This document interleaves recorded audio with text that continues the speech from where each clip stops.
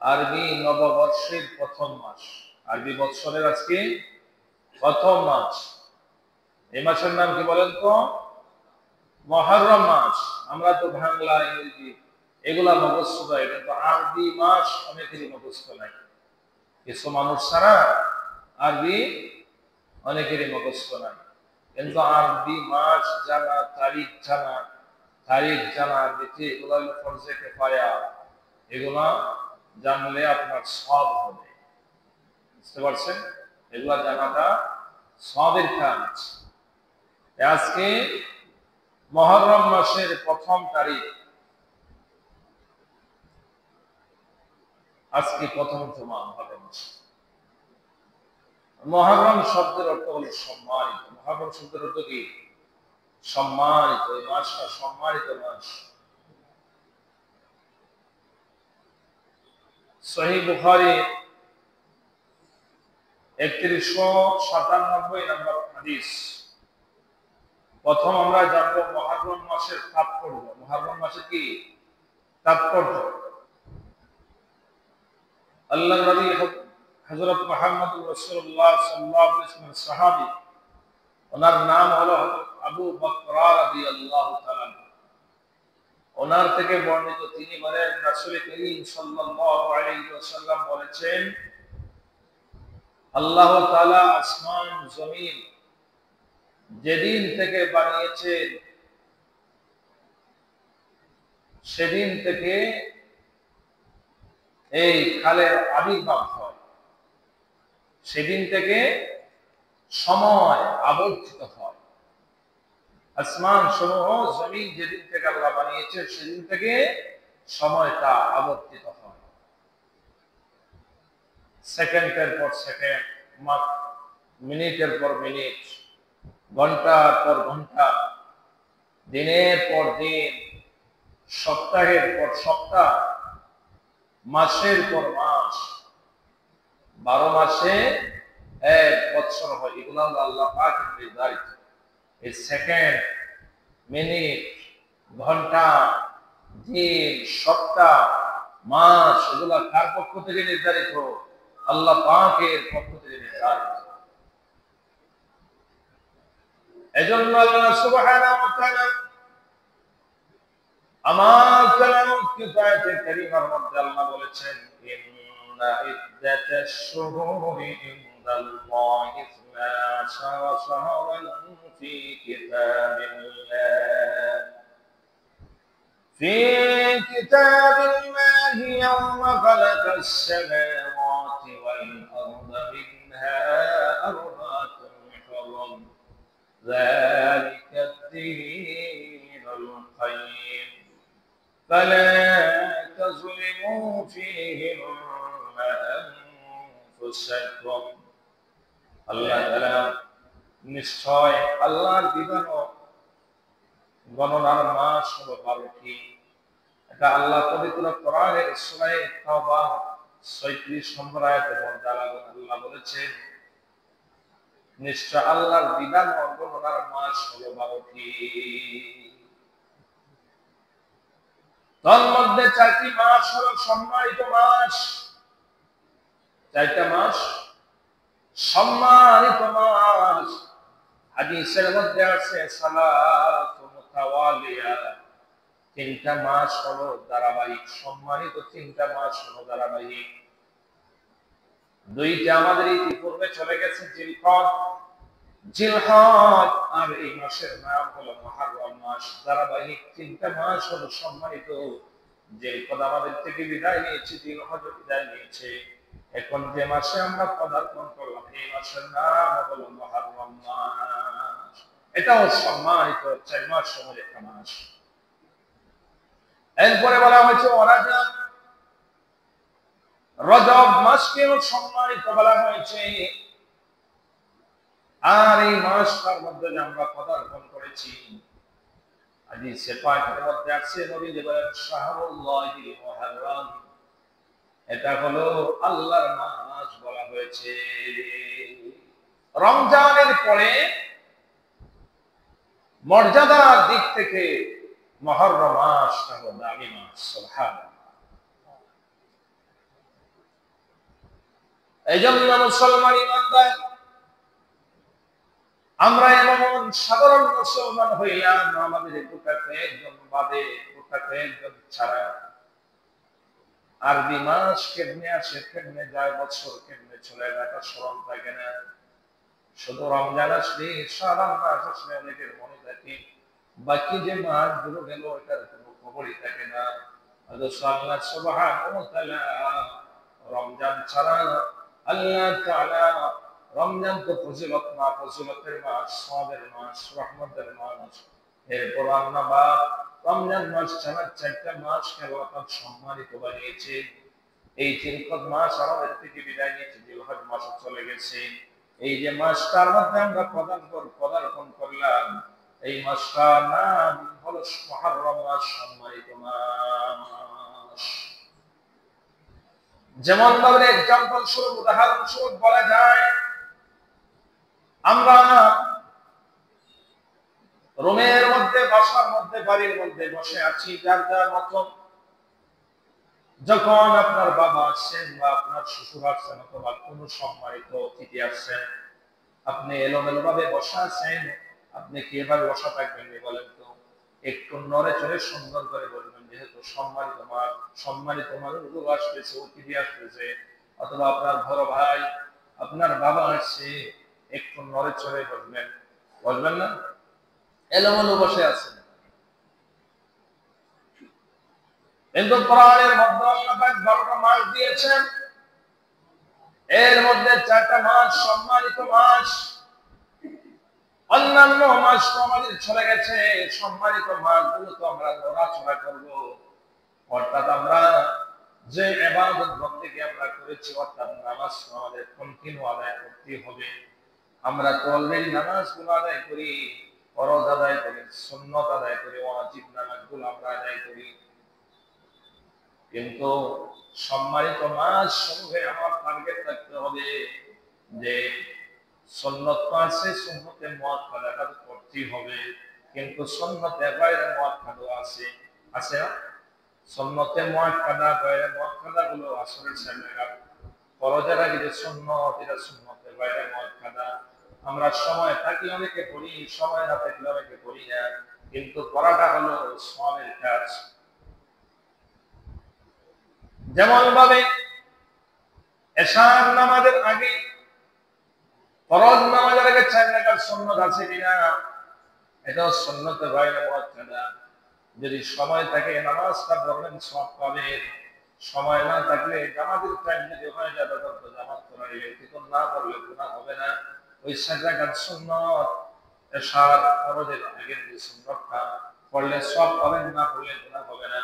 কিন্তু সম্মানিত মাস সমূহে আপনি আমার টার্গেট থাকবে যে আমার থেকে যেন সুন্নতে গায়রে মুআক্কাদা যেন ছুটে না যায়। যেহেতু সম্মানিত মাস, এই মাসটার দাম আল্লাহর কাছে বেশি, এজন্য এগুলার গুরুত্ব দেওয়া। নফল নামাজ যদি আপনি আদায় করেন তাহলে সওয়াব পাবেন, যদি নফল নামাজ না পড়েন তাহলে গুনাহ হবে না। কিন্তু সম্মানিত মাস সময় আপনার টার্গেট থাকবে যে আমি এই নফলগুলো আমি নামাজের পরে বা পরে যেগুলো নফল আছে এগুলা যেন আমি ঠিক মতো আদায় করি। কারণ যেহেতু আল্লাহ বলেছেন আল্লাহর মাস সম্মানিত মাস, এজন্য এই মাসটাকে আমি গুরুত্ব বেশি দিব। তাহাজ্জুদের নামাজ রমজানে অনেকে পড়ি, রমজানের পরে অনেকের খবর থাকে না। আমি এখন চিন্তা করবো যেহেতু সম্মানিত মাস চলে, আমি যেন তাহাজ্জুদের নামাজ প্রতিদিন আদায় করতে পারি।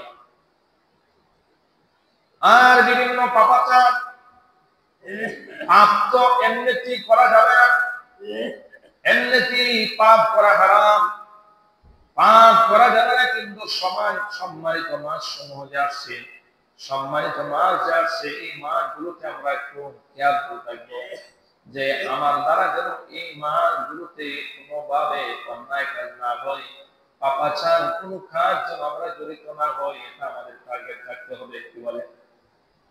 যেহেতু আল্লাহর মাস, আমরা যে মাসের মধ্যে আমরা পদার্পণ করেছি, এই মাসটার নাম হলো মুহররম মাস। সম্মানিত 3 মাস ধারাবাহিক ভাবে 2টা চলে গেছি, এখন এই মাসে আমরা বেশি গুরুত্ব দেব ইনশাআল্লাহ। তো প্রথম কথা যখন আমি যে বললাম, এক নম্বরে হলো মুহররমের তাৎপর্য, দুই নম্বর হলো 10ই মুহররমের তাৎপর্য। 10ই মুহররমের কি তাৎপর্য? হযরত আব্দুল্লাহ ইবনে আব্বাস রাদিয়াল্লাহু তাআলা থেকে বর্ণিত, তিনি বলেন রাসূল করিম সাল্লাল্লাহু আলাইহি ওয়াসাল্লাম যখন মদিনায় আগমন করলেন, নবীজি মদিনাতে যাওয়ার পরে দেখলেন যে ইহুদিরা 10ই মুহররম তারা রোজা রাখে। আল্লাহ নবী বিশ্বনবী মুহাম্মদ রাসূলুল্লাহ সাল্লাল্লাহু আলাইহি ওয়াসাল্লাম ইহুদিদের কাছে জানলেন যে তোমরা কেন 10ই মুহররম রোজা রাখো? তারা বলল এই 10ই মুহররমটা হলো আমাদের একটা নেক দিন। কিসের দিন? একটা নেক দিন। কারণ 10ই মুহররম আল্লাহ তাআলা আমাদের পয়গম্বর হযরত মুসা আলাইহিস সালাম ওনার সাথীদেরকে যারা ঈমানদার হয়েছিল তাদেরকে আল্লাহ পাক ওই সাগর থেকে, ওই নদী থেকে আল্লাহ পাক ফেরাউনের কবল থেকে আল্লাহ হেফাজত করেছিলেন। এজন্য আমরা শুকরিয়া স্বরূপ আমরা 10ই মুহররম রোজা রাখি। আল্লাহর নবী বিশ্বনবী মুহাম্মদ রাসূলুল্লাহ সাল্লাল্লাহু আলাইহি ওয়াসাল্লাম তখন বললেন যে তোমাদের চাইতে মুসা নবীকে আমি বেশি ভালোবাসি। সুবহানাল্লাহ। কারণ মুসা আলাইহিস সালাম আল্লাহর নবী ছিলেন, পয়গম্বর ছিলেন, আমি আল্লাহর নবী। এজন্য তোমাদের চাইতে আমি বেশি হকদার। তোমরা যেহেতু 10ই মুহররম রোজা রাখো, আমিও আগামী দিন থেকে 10ই মুহররমের রোজা রাখবো। সুবহানাল্লাহ। নবীজি 10ই মুহররম রোজা রাখছেন। সাহাবায়ে কেরাম রাদিয়াল্লাহু তাআলা আজমাইন কো বললেন তোমরাও 10ই মুহররমের রোজা রাখো। রমজানের রোজা ফরজ হওয়ার আগ পর্যন্ত এই মুহররম মাসের রোজাটা এটা সকলের জন্য ওয়াজিব হয়ে গিয়েছিল, ফরজ হয়ে গিয়েছিল। একেবারে রাখাটা অত্যাবশ্যক হয়ে গিয়েছিল। যখন রমজানের রোজা ফরজ হয়ে যায় তখন নবী বললেন তোমরা ইচ্ছা করলে 10ই মুহররমের রোজা রাখতে পারো, আবার ছাড়তেও পারো। রাখলে সব পাইবে, না ছাড়লে গুনাহ হবে না। তবে এটার ফজিলত অনেক, সামনে আলোচনা হবে। তো হযরত মুসা পয়গম্বর তিনি বনি ইসরাইলের নবী ছিলেন। বনি ইসরাইল গোত্রে তিনি আল্লাহ পাক ওনাকে নবী হিসেবে পাঠিয়েছিলেন। বর্তমানে ইহুদি যারা, ওই যে ইসরাইল এরা হলো ইহুদি। ওই নবী আল্লাহর পয়গম্বর হযরত মুসা আলাইহিস সালামকে বনি ইসরাইলের মধ্যে নবী করে পাঠানো হয়েছিল। এরা এমন বর্বর জাত ছিল, অনেক পয়গম্বরগণকে তারা হত্যাও করেছিল। কি করেছিল? হত্যাও করেছিল। বনি ইসরাইল আল্লাহ পাক শুধু মুসা পয়গম্বরকে পাঠান নাই, আরো অনেক পয়গম্বরকে আল্লাহ পাক দাপে দাপে বনি ইসরাইলের জাতের জন্য আল্লাহ পাঠিয়েছিলেন। তারা নাফরমান জাতি, অবাধ্য জাতি। দেখেন না বিশ্বের মধ্যে যে একটা বৎসরের পর বৎসর মুসলমানদের সাথে একটা যুদ্ধ লাগাই রাখছে। এরা আজকে থেকে না, এগুলা পূর্ব থেকে অসভ্য জাতি ছিল। হযরত মুসা আলাইহিস সালাম যখন তাদেরকে ঈমানের দাওয়াত দিলেন, কিছু লোক ঈমান গ্রহণ করলো। যেগুলো ঈমান গ্রহণ করেছিল সেগুলো আবার নবীকে দোষারোপ করত। ওই দিকে ফেরাউনের বাহিনীর সামান্য বোঝানোর জন্য কিছু বলবো, কারণ ফেরাউন এবং মুসা আলাইহিস সালামের কথা অনেক বিস্তারিত, অনেক লম্বা। এগুলো আলোচনা করলে প্রায় এক জুমার দরকার। তো বোঝানোর জন্য কিছু এক্সাম্পল দিয়ে বলবো যে আল্লাহর পয়গম্বর হযরত মুসা আলাইহিস সালাম ওনার জাতিকে তিনি দাওয়াত দিয়েছিলেন। তারা কিছু লোক ঈমান গ্রহণ করেছিল। যারা ঈমান গ্রহণ করেছিল মুসা আলাইহিস সালামের সাথে ফেরাউন তাদেরকে কষ্ট দিত, মুসা আলাইহিস সালামকে কষ্ট দিত। ওইদিকে ফেরাউন সে অবসরে চিন্তা করলো মুসা পয়গম্বর এবং ওনার দল মুসলমানদেরকে হত্যা করে দিবে। ওইদিকে পিছন দিক থেকে দাওয়া করছে ফেরাউন এবং তার বাহিনী। মুসা আলাইহিস সালাম ওনার সাথে যে ঈমানদার ছিল তাদেরকে নিয়ে সামনের দিকে অগ্রসর হলেন। এবার সামনের দিকে অগ্রসর হওয়ার পরে যাইতে যাইতে পেলেন যে নদী। এবার নদী কেমনে পার হবেন? পিছন দিক থেকে শত্রুপক্ষ। এবার নদী দেখে যারা ঈমান গ্রহণ করেছিল মুসা আলাইহিস সালামের উম্মত, তারা নদীকে দোষারোপ করে দিয়ে চিন্তা করছে ঈমান আনছে, এরপর দোষারোপ করছে। মুসা পয়গম্বর, আপনার জন্য আজকে আমাদের এই দুর্দশা। আপনার কথায় আমরা ঈমান এনেছি, ঈমান গ্রহণ করেছি। এবার পিছন দিক থেকে শত্রুপক্ষ আমাদেরকে দাওয়া করছে, তুমি ধরে ফেলবি, কিছু বেশি বাকি নাই, কাছাকাছি এসেছি। আর সামনে তো কোনো রাস্তা নাই, নদী ছাড়া এখন নদী কেমনে পার হবেন, এত বড় নদী। হযরত মুসা আলাইহিস সালাম আল্লাহর কাছে দোয়া করেন, আল্লাহ, এই নদী এখন কিভাবে পাড়ি দিব আমার উম্মতদেরকে নিয়ে?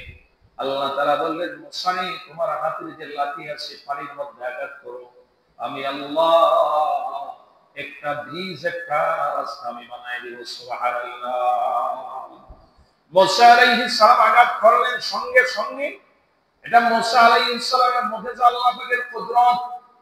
আল্লাহ তাআলা এত সুন্দর ব্রিজ বানায় দিলেন, এত সুন্দর রাস্তা বানায় দিলেন। মুসা আলাইহিস সালামের বনি ইসরাঈলের 12টা গোত্র। কয়টা গোত্র ছিল?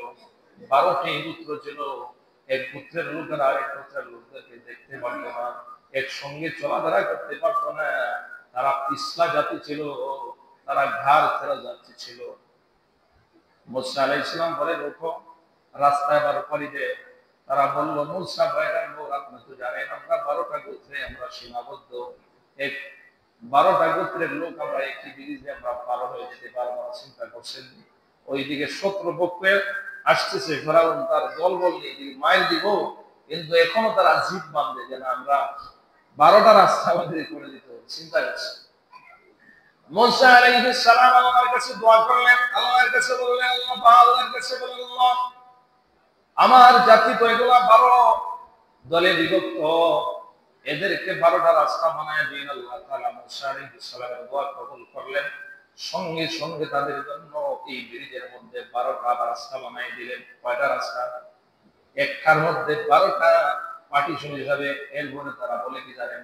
আরো বলে, আমরা যে যাব একজন আরেকজন তো দেখার দরকার, যদিও আমরা 12 দলে বিভক্ত, আমাদের তো দরকার কিছু জানালা দেওয়ার দরকার, দেখতে দেখতে দেখতে দরকার। এরা যায় দেখতে। চিন্তা করছে মুসা আলাইহিস সালাম আল্লাহর কাছে বললেন, আল্লাহ, রাস্তার মধ্যে চাইতেছে আবার জানালা দেওয়ার জন্য, গ্লাস দেওয়ার জন্য, যাতে দেখা যায়। আল্লাহ কবুল করলেন, যাতে এক পাশের লোক আরেক পাশের লোকদেরকে দেখতে পারি বলে গ্লাস সিস্টেম করে দিলেন। সুবহানাল্লাহ। দেখে দেখে তারা পার হলো।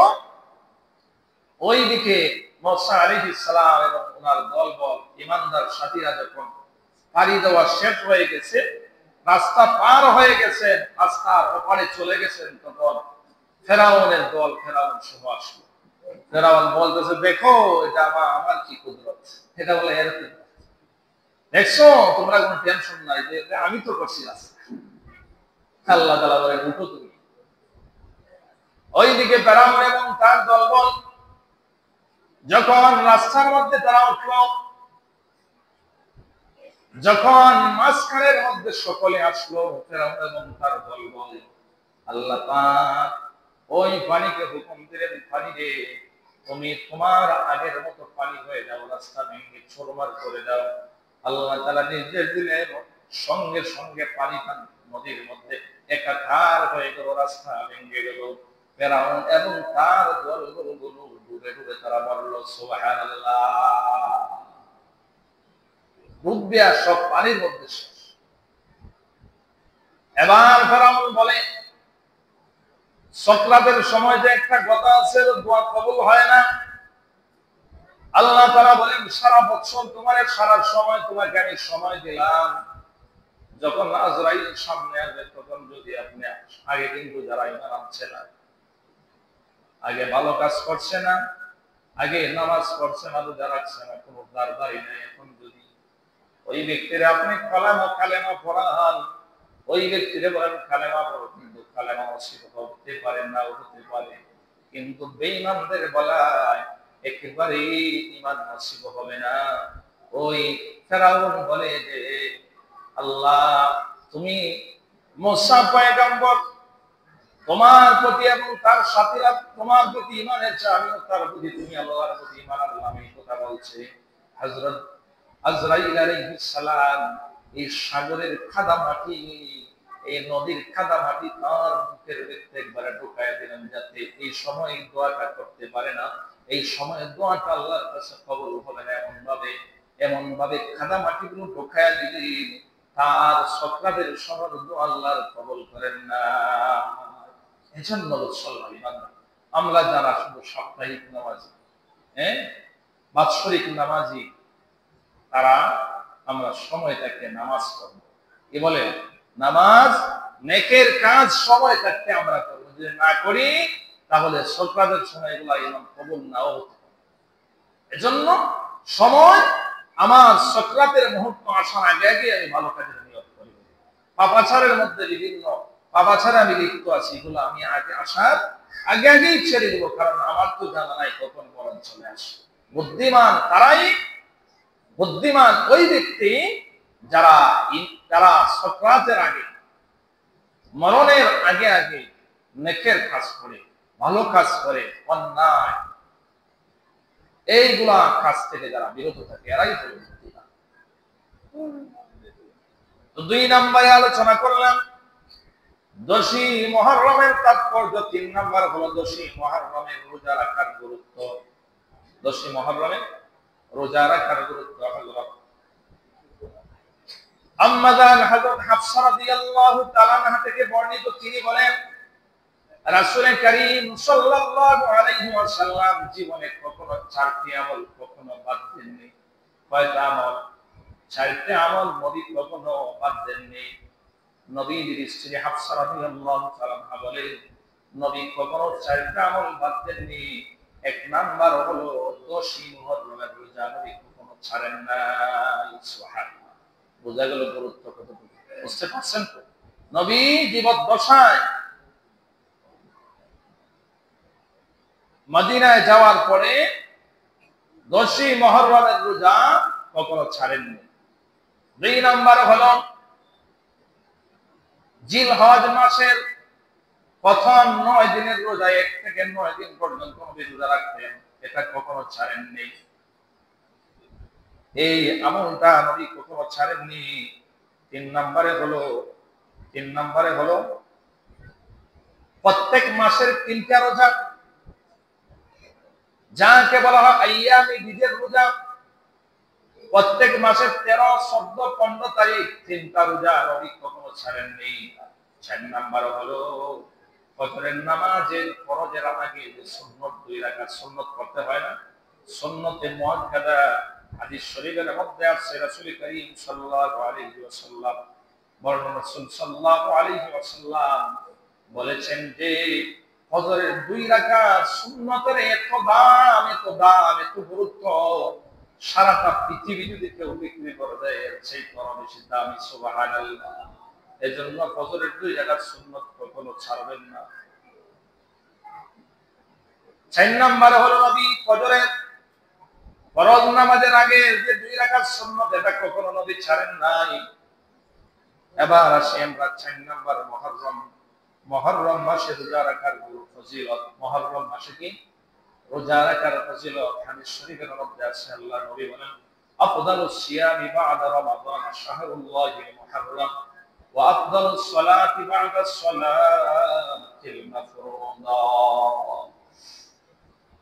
নবী করিম সাল্লাল্লাহু আলাইহি ওয়াসাল্লাম বলেন আফদালুস সিয়ামি বা'দা রমাদান শাহরুল্লাহিল মুহররম। রমজানের রোজার পরে মুহররম মাসের রোজা হলো সর্বোত্তম রোজা।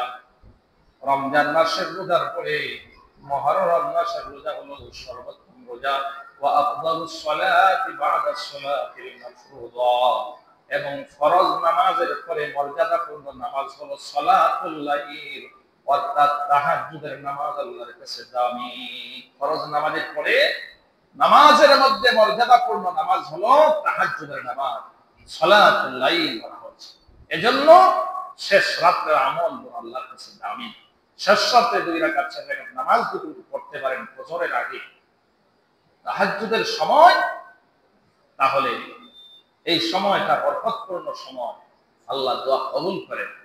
তো চেষ্টা করবেন যে আমিও যেন এখন থেকে যারা পড়তে পারেন না, যে আমিও যেন শেষ রাতে উঠে আল্লাহর কাছে চাই, এই দোয়া ওই সময় আল্লাহর কাছে কবুল হয়, মকবুল লিয়াত হয় দোয়াটা। 5 নম্বরে 10ই মুহররমে রোজা রাখার ফজিলত। 10ই মুহররমে রোজা রাখার ফজিলত হাদিসের মধ্যে আছে, সিয়াম ইয়াউমি আশুরা আহতাসিবু আলা আল্লাহি আন ইউকাফিরা আস-সানাতা আল্লাতী ক্বাবলা। নবীজি বলেন 10ই মুহররমের রোজা আমি আল্লাহর কাছে আশাবাদী যে আগের 1 বছরের গুনাহ আল্লাহ মাফ করে দিবেন। সুবহানাল্লাহ। 10ই মুহররমে যারা রোজা রাখবে, আল্লাহর নবী বলেন আমি আশা রাখি আল্লাহ পাক তার আগের পূর্বের 1 বছরের গুনাহ আল্লাহ মাফ করে দিবেন। সুবহানাল্লাহ। রোজা রাখার গুরুত্ব আছে, রাখবেন তো ইনশাআল্লাহ। এবার হলো 6 নম্বরে 10ই মুহররমে আমাদের করণীয়। হযরত আব্দুল্লাহ ইবনে আব্বাস রাদিয়াল্লাহু তাআলা আনহুর বর্ণনা, তিনি বলেন আমি রাসূল করিম সাল্লাল্লাহু আলাইহি ওয়াসাল্লামকে আশুরার 10 তারিখের রোজা অর্থাৎ 10ই মুহররমের রোজা, রমজানের পরে রমজান ছাড়া আর কোন সময় এই রোজার চাইতে রোজা রাখার গুরুত্ব দিতে আর দেখি নাই। সুবহানাল্লাহ। রমজানের রোজা ছাড়া, রমজানের রোজার পরে হযরত আব্দুল্লাহ ইবনে আব্বাস রাদিয়াল্লাহু তাআলা বলেন যে আমি আল্লাহর নবীকে 10ই মুহররমের রোজা ছাড়া আর কোন রোজা, রমজানের রোজা এর পরে আর নফলের মধ্যে একটু গুরুত্ব দিতে আর দেখি নাই। সুবহানাল্লাহ। এবার 7 নাম্বার, রোজা আমরা কবে রাখবো? রোজা আমরা কবে রাখবো? হাদিসের মধ্যে আছে যে ইহুদিরা তারা তো 10ই মুহররম শুধু রোজা রাখে, আমরা ইহুদিদের বিপরীত করব। নবী সাল্লাল্লাহু আলাইহি ওয়াসাল্লাম সাহাবীদেরকে বলেছেন যে আমিও আগামীতে থেকে কি করব? 2টা রাখবো, 9 অথবা 10, 2টা রোজা। তাহলে ইহুদিদের বিপরীত হয়ে যাবে, 9 অথবা 10, অথবা 10 ও 11। ইহুদিরা লাগে একটা, আমরা রাখবো কয়টা? 2টা, 9 তারিখ অথবা 10 তারিখ, অথবা 10 ও 11, 10 ও 11। আবার একটা রেখে বসে থাকবে না, কারণ এটা যদি ইহুদিদের বিপরীত করার জন্য বলা হয়েছে, এজন্য 2টা। 8 নাম্বার হলো মুহররমের 10 তারিখের রোজা। এটা কি? মুহররমের 10 তারিখের রোজা রমজানের রোজা ফরজ হওয়ার আগে এই রোজাটা অত্যাবশ্যকীয় ছিল, অর্থাৎ ফরজ ছিল। সাহাবায়ে কেরাম সকলেই রাখতেন। যখন রমজানের রোজা ফরজ হয়ে যায় তখন এটা মুস্তাহাব হয়ে যায়। নবী বলেছেন যে এখন তোমরা ইচ্ছা করলে ছাড়তে পারো, আবার তোমরা রাখতে পারো। তবে যারা রাখবে তারা 2টা রাখবে, 9 অথবা 10, 10 ও 11। এই রোজার দ্বারা আগের 1 বছরের পূর্বের 1 বছরের গুনাহ আল্লাহ মাফ করে দিবেন। সুবহানাল্লাহ। এই মাসের গুরুত্ব এতক্ষণ যে আলোচনা করলাম আসেনি, বলেন তো? হ্যাঁ, এই মাসে আমাদের করণীয় হলো আমরা কি করব? বেশি বেশি তাসবিহ তাহলিল, নামাজকে প্রাধান্য দিব। 5 ওয়াক্তের নামাজ, ফরজ ওয়াজিব গুলো আমরা তো পড়ি, সুন্নতে মুআক্কাদা এগুলো আমরা যারা নামাজি তারা তো পড়ি, আর যারা এগুলো তো আমরা পড়া আছে, কিন্তু পাশাপাশি আমরা সুন্নতে গায়রে মুআক্কাদা যেটা না পড়লে গুনাহ হবে না, এটাও পড়তাম। বেশি বেশি নফল ইবাদতে লিপ্ত হতাম। যারা তাহাজ্জুদ করি না, তাহাজ্জুদ করতাম, যেহেতু সম্মানিত মাস শাহরুল্লাহিল মুহররম, আল্লাহর মাস বলা হয়েছে। এজন্য এই মাসগুলোতে আমরা বেশি বেশি নফল ইবাদতে লিপ্ত থাকবো, নফল রোজা রাখবো। বিশেষ করে 9 ও 10 আশুরা, আজকে 1 তারিখ, আজকে মুহররম মাসের কয় তারিখ? 1 তারিখ। তার 9 ও 10 যদি রাখেন তাহলে শনি ও রবিবার হয়। আগামী শনিবারের পরে শনি রবি, অথবা রবি ও সোম রাখতে পারেন, যদি 10 তারিখ এবং 11 রাখতে পারেন। 1 বছরের পূর্বের 1 বছরের গুনাহ আল্লাহ মাফ দিবেন। আর একটা বিষয় লক্ষণীয় হলো, এই মাসটা গুরুত্বপূর্ণ। এখন আমরা সুন্নি মুসলমান, আমরা তো আহলে সুন্নাত ওয়াল জামাত, সমস্ত মুসলিম উম্মাহ। হযরত আব্দুল্লাহ ইবনে আব্বাস রাদিয়াল্লাহু তাআলা থেকে বর্ণিত যে আহলে সুন্নাত ওয়াল জামাতের আকীদা হলো, তারা নবী কি সাহাবায়ে কেরামদেরকে বলে মা আনা আলাইহি ওয়া আসহাবি, বলা হয়েছিল আপনার পরে কারা থাকবে, বলে আমি এবং আমার সাহাবায়ে কেরাম। নবী বলছেন যারা আমার এবং সাহাবায়ে কেরামের আদর্শ গ্রহণ করবে তারাই। এখন যদি আমি দাড়ি হাঁটি, দাড়ি ছাঁচি, সুন্নতের খবর নাই, নামাজও করি না, এখন যদি আমি সুন্নত, আমি যদি দাবি করি যে আমি আহলে সুন্নাত ওয়াল জামাত, আমার কথার কাজে মিল আছে নি? বলেন তো, আপনারাই বলেন। আমি 5 ওয়াক্ত নামাজ পড়তে হবে, আমার মুখের মধ্যে দাড়ি থাকতে হবে, আমি শরীয়ত যা বলে তা মানতে হবে, শরীয়তের বিরুদ্ধে কাজ করতে পারবো না, তাহলে আমি আহলে সুন্নাত ওয়াল জামাত। আর আমার মুখে দাড়ি নাই, 5 ওয়াক্ত নামাজ নাই, আমি এখন লাফালাফি করলাম, আমি আহলে সুন্নাত ওয়াল জামাত, এটার দাড়ি দিয়েও গেলাম না, আমার কথার খামে কোনো মিল নাই। এটা 2 নাম্বার। বুঝতে পারছেন আমার কথা? এরপরে একটা বিষয় হলো, আমরা হলাম সুন্নি মুসলমান, আহলে সুন্নাত ওয়াল জামাত।